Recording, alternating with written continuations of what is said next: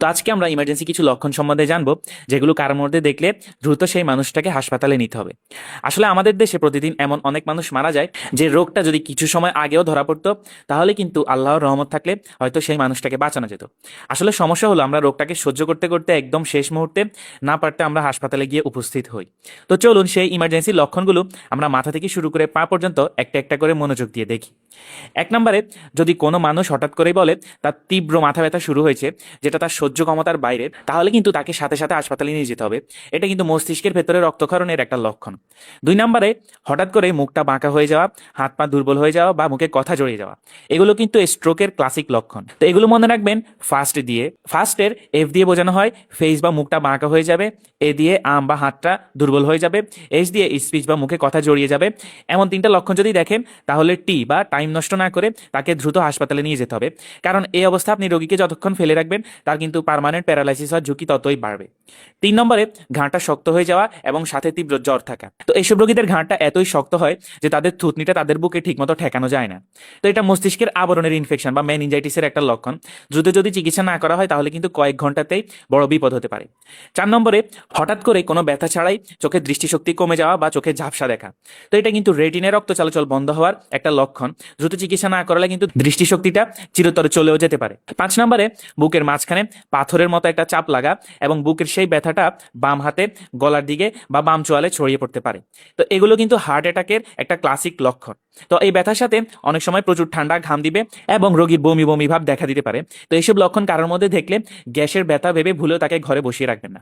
6 নম্বরে আসে বিশ্রাম থাকা অবস্থাতেই যদি আপনার হঠাৎ করেই দম আটকে আসে, তবে সেটা আপনার ফুসফুসে রক্ত জমাট বাঁধা বা হার্ট ফেলিওরের লক্ষণ হতে পারে। এই সমস্যাগুলোতে কিন্তু রোগীর তীব্র শ্বাসকষ্ট হয়। 7 নম্বরে, আপনার পায়খানা যদি আলকাত্রার মতো কালো রঙের হয় অথবা আপনার পায়খানার সাথে যদি তাজা রক্ত যায়, তবে সেটা কিন্তু খারাপ রোগের লক্ষণ হতে পারে। পায়খানাটা যদি কালো হয়, সেটা পাকস্থলীতে রক্তক্ষরণের লক্ষণ। আর যদি তাজা রক্ত যায় আপনার পায়খানার সাথে, তাহলে সেটা আপনার পায়খানার রাস্তায় রক্তক্ষরণের একটা লক্ষণ হতে পারে। এই দুটোই কিন্তু মেডিকেল ইমার্জেন্সি। 8 নম্বরে, হঠাৎ করে আপনার তলপেটের ডান দিকে ব্যথা শুরু হওয়া। তো এই ব্যথাটা মূলত শুরু হয় প্রথমে নাভির চারপাশে এবং সময় গড়ানোর সাথে সাথে এই ব্যথাটা আপনার পেটের ডান দিকে এসে পার্মানেন্ট ব্যথা হয়ে যায় এবং এই ব্যথাটা কোনোভাবেই কমে না।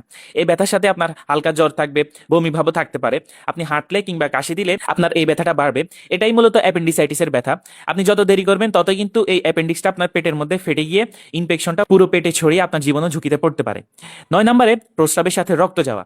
তো রক্ত যাওয়ার সাথে যদি আপনার ব্যথা থাকে, তাহলে সেটা ইনফেকশন বা পাথর কারণ হতে পারে। যদি ব্যথা ছাড়া আপনার প্রস্রাবের সাথে রক্ত যায়, তাহলে সেটা কিন্তু অনেক বিপজ্জনক। ব্যথা না থাকলে সেটা কোনো খারাপ রোগের লক্ষণও কিন্তু হতে পারে। 10 নম্বরে, হঠাৎ করেই কেবল আপনার একটা পা ফুলে যাওয়া, সাথে লাল হওয়া এবং আপনার পাটা প্রচুর গরম হয়ে যাওয়া। তো হার্ট বা কিডনির সমস্যা কিন্তু আপনার 2 পাই একসাথে ফুলবে। কিন্তু হঠাৎ করেই কেবল যদি আপনার একটা পা ফুলে যায় এবং সেটা যদি লাল এবং গরম হয়ে যায়, তাহলে কিন্তু সেটা আপনার পায়ের শিরায় রক্ত জমাট বাঁধার লক্ষণ, যে জমাটের দলাটা ফুসফুসে পৌঁছালে কিন্তু মুহূর্তে মৃত্যু হতে পারে। 11 নম্বরে, 3 সপ্তাহের বেশি যদি কারো কাশির সাথে রক্ত যায় বা 3 সপ্তাহের বেশি কাশি থাকে। তো বাংলাদেশে যক্ষায় এমনটা হওয়া খুবই কমন, তবে কাশির সাথে রক্ত আসাটা কিন্তু ফুসফুসে ক্যান্সারের লক্ষণও হতে পারে। 12 নম্বরে, কোনো ডায়েট কিংবা কোনো ব্যায়াম ছাড়াই যদি দ্রুত আপনার ওজন কমে যায় এবং ওজনটা যদি 6 মাসে 10%-এর বেশি কমে, যেমন একজন 60 কেজি ওজনের মানুষের ওজন যদি 6 কেজি কমে 54 কেজিতে আসে, তবে কিন্তু এটা মোটেও স্বাভাবিক না। এটাকে বলা হয় ক্যাকেক্সিয়া, যেটা ক্যান্সারের অন্যতম লক্ষণ। 13 নম্বরে, হঠাৎ করে জ্ঞান হারিয়ে অজ্ঞান হয়ে যাওয়া। তো মস্তিষ্কে যদি রক্ত চলাচল হঠাৎ করে বন্ধ হয়ে যায় বা অক্সিজেন সরবরাহ বন্ধ হয়, তখনই কিন্তু এমন হয়। তো এর পেছনে হার্টের কোনো জটিল সমস্যা থাকতে পারে কিংবা স্ট্রোকের সমস্যাও থাকতে পারে। অনেকের রক্তে চিনি কমে গেলে বা লবণ কমে যাওয়ার মতো ইমার্জেন্সি কারণও কিন্তু থাকতে পারে। তো আসলে আমাদের শরীর আল্লাহ এমনভাবে বানিয়ে রেখেছেন যে আমাদের প্রতিটা বিপদের আগেই আমাদের শরীর আমাদেরকে আগাম সংকেত দেয়। আমরা যদি ঠিক সময় এই লক্ষণগুলো চিনতে পারি, তাহলে কিন্তু অনেকের জীবনই বাঁচানো সম্ভব। তো ভিডিওটি শেয়ার করে আপনার পরিচিতদের মাঝে সচেতনতা ছড়িয়ে দিবেন। আপনি নিজেও সচেতন হবেন, সুস্থ থাকবেন।